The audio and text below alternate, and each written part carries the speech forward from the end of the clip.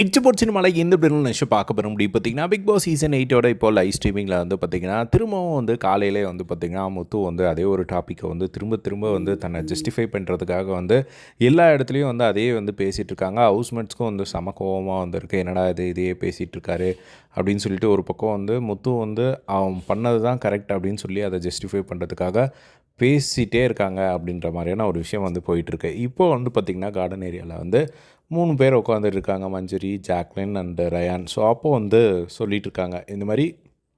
ரயானோட point என்ன அப்படின்னா, இப்போ அவர் ஒரு வார்த்தை விட்டார். என்ன அப்படின்னா, முத்து வந்து இது மாதிரி சொல்லிட்டுருக்காரு, நீங்களும் தானே அலைன்ஸ் போட்டிங்க, இது வந்து இண்டிவிஜுவலான ப்ளே தானே, நீங்கள் எதுக்கு அப்போது கடைசியாக ரயான் இருக்கும்போது நீயும் ஜாக்லினும் சௌந்தர்யாவும் சேர்ந்து எதுக்கு விளையாண்டிங்க, தனியாக விளையாட வேண்டியது தானே அப்படின்னு கேட்டதுக்கு, அது கடைசியாக தான் விளையாண்டோம் அப்படிங்கிற மாதிரி வந்து சொல்ல, அதுக்கப்புறம் அவங்க என்ன சொல்கிறாங்க அப்படின்னா, ஜாக்லின் வந்து என்ன சொல்கிறாங்க அப்படின்னா, நீ வந்து 5 பாய்ஸும் நாங்கள் 5 பேர் சேர்ந்ததும் ஸ்ட்ரென்த்துன்னு பார்க்கும்போது அது நீங்கள் தான் ஸ்ட்ரென்த்து அப்படின்னு சொன்னால், முத்து வந்து அப்படி எனக்கு தெரியல அப்படின்னு சொல்கிறாரு. அது ஆப்வியஸாக வந்து தெரியுது. ஏன்னா 5 பசங்க சேரும்போது இந்த சைடு ரயான் ப்ளஸ் 4 கேர்ள்ஸ் அப்படின்னு பார்க்கும்போது கண்டிப்பாக வந்து கேர்ள்ஸோட அந்த ஒரு ஸ்ட்ரென்த் வந்து கொஞ்சம் கம்மியாக தான் இருக்கும் இந்த ஃபிசிக்கலாக வரும்போது. ஸோ அதை வந்து எனக்கு அப்படி தோணலை அப்படிங்கிற மாதிரி வந்து முத்து வந்து சொல்கிறாரு. அதுக்கப்புறமா பேசிகிட்டே இருந்தாங்க. அதுக்கப்புறம் ஒரு லெவலுக்கு மேலே வந்து ரயான் வந்து ஒரு வார்த்தை சொல்லிட்டாரு. என்ன அப்படின்னா, இது ஆக்சுவலாக எனக்கு பயந்துட்டு தான் வந்து இவங்க அந்த மாதிரி ஒரு அலைன்ஸ் வச்சதே அப்படிங்கிறது. ஏன்னா அதுதான் உண்மை.